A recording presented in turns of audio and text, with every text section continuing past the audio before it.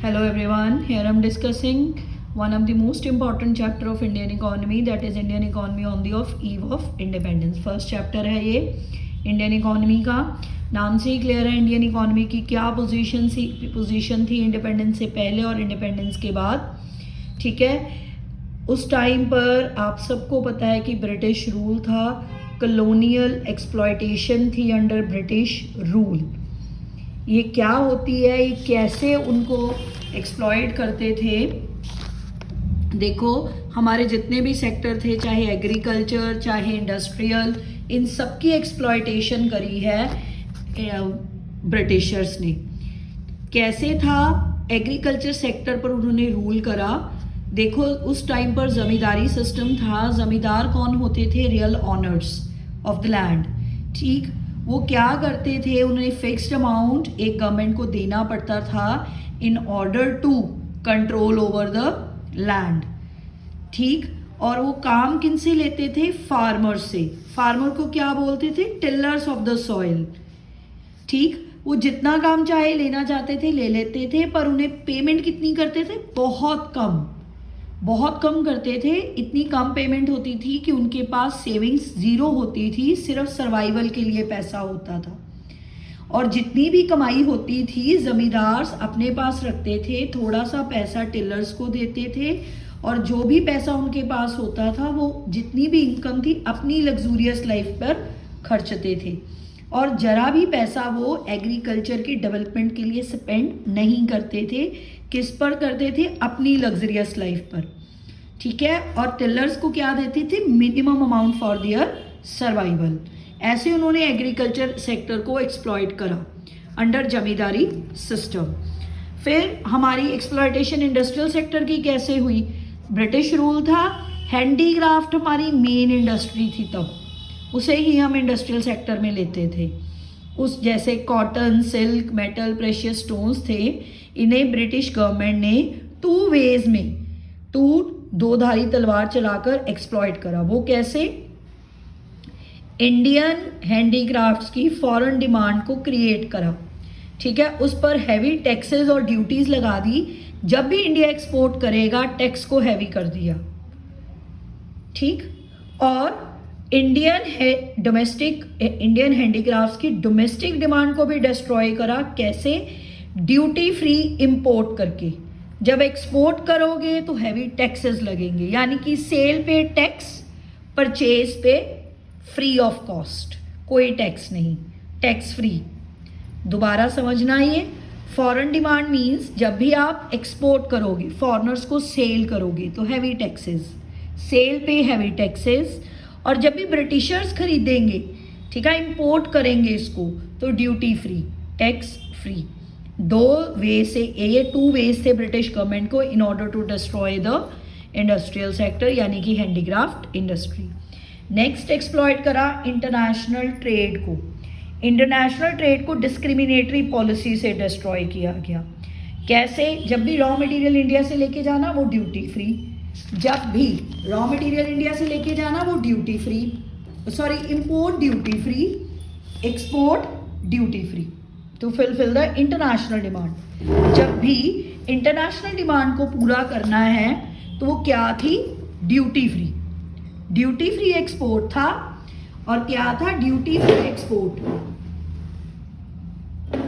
ठीक है, जब भी इंटरनेशनल कस्टमर की डिमांड को पूरा करना है तो ड्यूटी फ्री एक्सपोर्ट करना, ड्यूटी फ्री ही इंपोर्ट करना.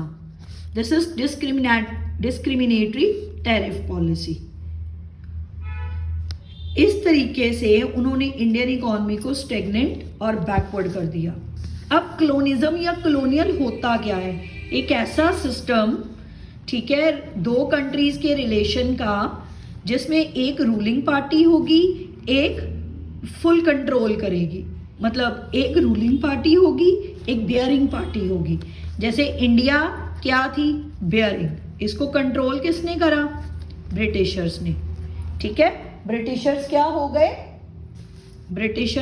गए हैं? रूलर्स.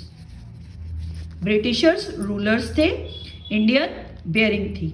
यही लिखा ना, it refers to a system of political and social relation between two countries. One is rural, other is colony. Colony यहाँ पे क्या थी? इंडिया। रूलिंग कौन था? ब्रिटिशर्स। अब फीचर्स क्या थे? स्टेगनेंट इकोनॉमी, कोई भी ग्रोथ नहीं थी। पॉवर्टी बहुत ज़्यादा थी इंडिया में, क्योंकि पॉपुलेशन तो थी एट दैट टाइम, पर बिलो पॉवर्टी लाइन ज़्यादा थे लोग, क्योंकि सारा कंट्रोल किसके पास था? ब्रिटिशर्स के पास। जैसे पर कैपिटा इनकम देखो कितनी लो थी, ठीक है। फिर नेक्स्ट है backward economy. Per capita income low थी, लोगों के पास पैसा नहीं था फूड क्लोथिंग अपनी बेसिक नीड्स को पूरा करने के लिए, दैट्स वाई बैकवर्ड थी। एग्रीकल्चर बैकवर्डनेस, 72% पॉपुलेशन डिपेंड करती थी उस टाइम पर एग्रीकल्चर पर कंट्रीब्यूशन अपने देश के लिए उनकी क्या थी? 50%। प्रोडक्टिविटी बहुत लो थी, क्योंकि लैंड सारी वो कौन यूज़ करते थे ज़्यादा से ज़्यादा? ब्रिटिशर्स। ये देखो फूड ग्रेन प्रोडक्शन देखो।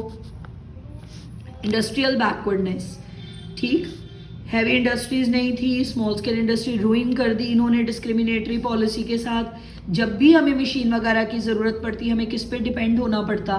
ब्रिटिशर्स पर। पुअर इंफ्रास्ट्रक्चर था, कोई कम्युनिकेशन का सिस्टम नहीं था, पावर नहीं थी, ट्रांसपोर्टेशन जनरेशन नहीं, कम्युनिकेशन नहीं, कुछ भी नहीं था, तो पुअर इंफ्रास्ट्रक्चर था। लिमिटेड अर्बनाइजेशन, मैक्सिमम पीपल कहाँ रहते थे? विलेजेस में, ठीक है। अर्बन एरियाज में तो थे ही नहीं। देखो 86% पॉपुलेशन थी तब, 14% अर्बन एरियाज में, ठीक। Lack of opportunity for rural which enhances their poverty, उनके पास फैसिलिटीज़ नहीं थी, डे बाय डे पॉवर्टी बहुत ज़्यादा बढ़ती गई। नेक्स्ट एक इम्पॉर्टेंट रीज़न था heavy dependence on imports. Import पे हम बहुत ज़्यादा डिपेंड थे, ठीक है। जैसे कोई भी मेडिसिन, ऑयल, मशीन्स लेनी है, हमें कहाँ जाना पड़ेगा? इम्पोर्ट ही करना पड़ेगा। Poverty, bulk of the population क्या थी? Below poverty line. एक पीपल इलिटरेट थे, वेल एजुकेटेड नहीं थे, दैट्स वाई, ठीक है। उन्हें मील ही नहीं मिलता था 2 टाइम्स का अपनी। नेक्स्ट एग्रीकल्चर सेक्टर क्या था उस टाइम पे? लो प्रोडक्टिविटी। आप प्रोडक्टिविटी का मतलब समझो output per hectare of land, ठीक है। पर हेक्टेयर लैंड पे आउटपुट कितनी थी उसे हम प्रोडक्टिविटी बोलते हैं। ये उस टाइम पे बहुत कम थी, क्योंकि इरिगेशन फैसिलिटीज़ कम थी। किस पे डिपेंड थे हम? नेचुरल फैक्टर्स पर, ठीक है। और ब्रिटिशर्स भी एग्रीकल्चर को डेवलप करने के लिए रेवेन्यू तो लेते थे, पर स्पेंड बहुत कम करते थे। ज़मींदारी सिस्टम था, लगान सिस्टम था, ठीक। टेलर्स को पैसे नहीं मिलते थे, ज़मींदार भी कुछ नहीं करते थे। मॉनसून पे डिपेंड थी, गैम्बल ऑफ मॉनसून, मॉनसून पे डिपेंड था। Good if rain was good harvest, if rain was not good, poor harvest. Good monsoon means good harvest, poor monsoon means poor harvest, ठीक है। मॉनसून पे totally depend था, irrigation की facilities कम थी India के पास। Next subsistence farming, that is also very important. जब भी फार्मर्स ने प्रोडक्शन करनी, पहले वो अपनी सेल्फ कंजम्पशन के लिए निकालते थे। अगर कुछ सरप्लस बचता था तब कमर्शियल के लिए यूज़ करते थे वो, ठीक है। अदरवाइज वो किस पे डिपेंड करते थे? ज़्यादा किसके लिए करते थे? सेल्फ कंजम्पशन के लिए। फिर फोर्स्ड कमर्शलाइजेशन ऑफ एग्रीकल्चर, कई बार ब्रिटिशर्स फार्मर्स को मजबूर या फोर्स करते थे कि वो कल्टीवेटेड लैंड्स को कल्टीवेशन सेल्फ कंजम्पशन से अपनी मार्केट के लिए लेके जाएं। कहने का मतलब क्या है? वो सेल्फ कंजम्पशन की बजाय सेल पे ध्यान दें, मार्केट की तरफ ध्यान दें, कैश क्रॉप्स की तरफ ध्यान दें, जैसे कॉटन जूट पर दें, ठीक है। क्योंकि ब्रिटिशर्स ने इंडस्ट्रीज लगा रखी थी ब्रिटेन में कपड़े की, कॉटन, इसलिए उन्हें रॉ मटेरियल चाहिए था कॉटन, इसलिए वो प्रेफर करते थे कि इंडियन फार्मर्स जब भी करें क्रॉपिंग वो कैश क्रॉप की करें, यानी कि कॉटन और जूट की करें। और ज़बरदस्ती या कह लो उन्हें फोर्सफुली क्या दे देते थे? एडवांस दे देते थे, ठीक है। इसलिए उन्होंने फूड क्रॉप से कैश क्रॉप की तरफ उन्हें प्रमोट किया कि आप जाओ। क्लियर? जमींदार सिस्टम 1793 में आया था, लॉर्ड कॉर्नवालिस ने इसे शुरू करा था। इसका परमानेंट सेटल सिस्टम सिनोनियम है, याद रखना। फिर ऑनर और टिलर के बीच में गल्फ था। वो गल्फ क्या था? लड़ाई क्या थी? वो टिलर सारा दिन काम करते थे, मगर उनको जो रिटर्न मिलती थी वो बहुत कम होती थी, उनकी बेसिक नीड्स भी पूरी नहीं होती थी। स्मॉल एंड फ्रेगमेंटेड होल्डिंग्स भी एक बहुत बड़ा रीजंस था कहने का मतलब कि फार्मर्स की लैंड कभी इधर हेयर एंड देयर थी, होल्डिंग्स बहुत छोटी थी, जिससे आउटपुट और प्रोडक्टिविटी बहुत कम होती थी पर खर्चा बहुत ज़्यादा पड़ता था। इसे स्मॉल एंड फ्रेगमेंटेड लैंड्स कहते हैं। ठीक है, नेक्स्ट इंडस्ट्रियल सेक्टर का क्या हाल था? इंडस्ट्रियल सेक्टर का भी बुरा ही हाल था। डिके था हैंडीक्राफ्ट्स का। कहने का मतलब क्या, हैंडीक्राफ्ट्स इंडस्ट्री को पूरी तरह डिस्ट्रॉय कर दिया था उन्होंने। किसके थ्रू करा था? ब्रिटिशर्स ने, डिस्क्रिमिनेटरी पॉलिसी के थ्रू। ये डिस्क्रिमिनेटरी पॉलिसी थी क्या? जब भी एक्सपोर्ट करना टैरिफ फ्री कर लेना, क्योंकि रॉ मटेरियल चाहिए इंडिया से, चीप रेट पे यहाँ से लेके चले जाना। जब भी इंपोर्ट करना वो भी टैरिफ फ्री। ठीक है, अपने ये टू फोल्ड पॉलिसी बनाई थी ना, उसने क्या करा, होम कंट्री को तो नुकसान, हमारी कंट्री को नुकसान करा, उन्होंने अपनी कंट्री का बेनिफिट करा। ठीक है, ये टू फोल्ड पॉलिसी थी, इसने पूरी तरह अपनी इंडस्ट्रियल सेक्टर की हैंडीक्राफ्ट को डिस्ट्रॉय कर दिया था।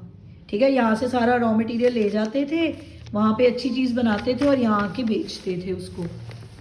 फिर कैपिटल गुड्स नहीं थी हमारे पास। कैपिटल गुड्स यानी कि मशीन्स अच्छी नहीं थी, तो कंज्यूमर कैसे करते? ठीक है, और वो भी इतना ध्यान नहीं देते थे। पब्लिक सेक्टर का रोल नहीं था, यानी कि गवर्नमेंट का रोल नहीं था, और कंपटीशन दे रहे थे वो मशीन मेड गुड्स से।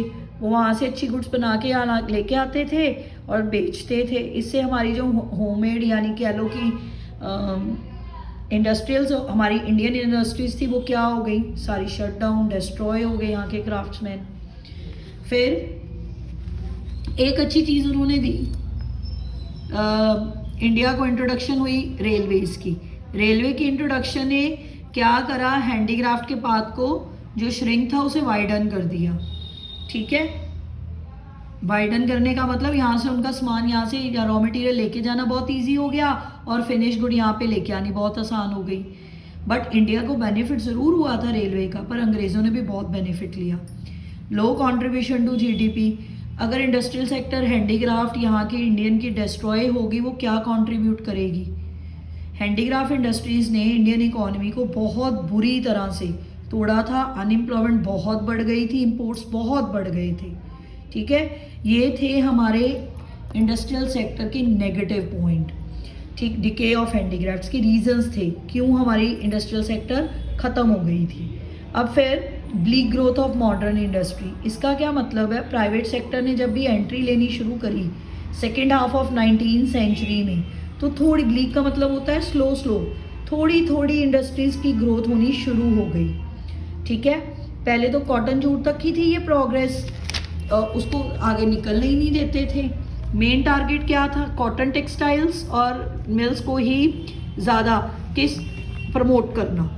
ठीक है, कॉटन टेक्सटाइल कहाँ पे सिचुएटेड थी? वेस्टर्न पार्ट ऑफ कंट्री, यानी कि महाराष्ट्र और गुजरात में। जूट मिल्स भी डोमिनेटेड थी, मेन बंगाल में थी। बट 20th सेंचुरी में तिस्को आई, Tata Indian steel company cooperative आई थी, टाटा आयरन स्टील कंपनी। ये 1907 में इस्टेब्लिश हुई जमशेदपुर, बिहार में। ठीक है, कुछ और इंडस्ट्रीज भी उस टाइम में आई थी, जैसे शुगर, सीमेंट, पेपर। ये क्या शो कर रहे थे कि इंडिया ग्रो कर रहा है पर लिमिटेड एक्सटेंड में। ठीक है, ये हमारे इंडस्ट्रियल सेक्टर की पोजीशन थी जब ब्रिटिशर्स का रूल था। नेक्स्ट इंपॉर्टेंट है फॉरेन ट्रेड। अब फॉरेन ट्रेड क्या होता है? फॉरेन ट्रेड मतलब import and export. India trading nation थी अर्लियर टाइम्स में, पर रिस्ट्रिक्टिव पॉलिसी कॉलोनियल गवर्नमेंट के करके जो स्ट्रक्चर और कॉम्पोजिशन था फॉरेन ट्रेड का, वो डिस्ट्रॉय हो गया था। क्या पोजीशन थी फॉरेन ट्रेड की? प्राइमरी प्रोडक्शन, एक्सपोर्टर किसका हो गया था? प्राइमरी प्रोडक्शन का। इंपोर्टर किसका हो गया? फिनिश्ड गुड्स का। मोनोपली थी ब्रिटिश रूल्स की, और ड्रेन था इंडियन वेल्थ का, क्योंकि यहाँ से वो सारा पैसा लेके एक तरह का जा ही रहे थे। ठीक है, एक्सपोर्टर क्या होता है? एक्सपोर्टर वो बंदा जो गुड्स को सेल करे। इंडिया क्या बन गया था तब? एक्सपोर्टर प्राइमरी प्रोडक्ट, जैसे सिल्क, जूट, कॉटन, वूल, शुगर, इंडिको का। और importer cotton, seal, woollen cloth, machinery वगैरह का। ब्रिटिशर्स ने उसने मोनोपोली क्रिएट कर ली थी इंडिया के ऊपर। ठीक है, more than 50% Indians foreign trade was directed to Britain. कहने का क्या मतलब है? अगर इंडिया के पास प्रोडक्शन है भी, तो उसका 50% किसके पास जाता था? ब्रिटेन के पास। ठीक है। अदर कंट्रीज़ के पास अगर करना भी है तो लिमिटेड असेस थी, जैसे चाइना, श्रीलंका, ईरान के साथ। स्वेज कैनाल जब भी उन्होंने खोली 1869 में, तो ये तो डायरेक्ट रूट मिल गया इंडिया और ब्रिटेन के बीच में इंपोर्ट करने का, जिससे इंडिया की वेल्थ क्या होनी शुरू हो गई, ड्रेन होनी शुरू हो गई। जितनी भी इंडियन की कमाई आती थी, ठीक है, वो किसके लिए यूज़ करते थे, एडमिनिस्ट्रेटिव एक्सपेंसेस के लिए, जो भी इसने वॉर एक्सपेंसेस करने उसके लिए, ठीक है, इंपोर्ट करने के लिए, इनविजिबल सर्विसेज को, इसमें सारा पैसा खर्च देते थे। वो जो इंडिया का पैसा था वो ये 3 कामों के लिए यूज़ करते थे। ये फॉरेन ट्रेड का हाल था। डेमोग्राफिक कंडीशन क्या थी, high birth rate and death rate था, ठीक है। बर्थ रेट क्या होता है, नंबर ऑफ चिल्ड्रन बॉर्न पर 1000, और death rate number of people dying पर 1000। ये बहुत ज़्यादा था उस टाइम पे due to poverty. Next, low literacy rate. अगर पॉवर्टी है पढ़ेगी क्या उस टाइम, लिटरेसी रेट भी पीपल बहुत लो था उस टाइम पे, लेस देन 16%, और फीमेल का था अबाउट 7%। पुअर हेल्थ फैसिलिटीज़, उन्होंने सारा पैसा जब खर्चना ही एडमिनिस्ट्रेशन वॉर पे है, वो इंडिया की पोजीशन की तरफ ध्यान ही नहीं देते थे, इसलिए पुअर हेल्थ फैसिलिटीज़ भी थी। हाई इन्फेंट मोर्टेलिटी रेट था, हॉस्पिटल्स नहीं अच्छे थे, डॉक्टर्स नहीं अच्छे थे, that's why. Low expectancy rate था, 32 ईयर्स था, नाउ 69 है। Wide spread poverty, lack of facilities था, इसलिए पॉवर्टी भी डे बाय डे इंक्रीज हो रही थी, ठीक है। डेमोग्राफिक ट्रांजिशन आई ज़रूर 1921, याद रखना, वेरी वेरी इंपॉर्टेंट।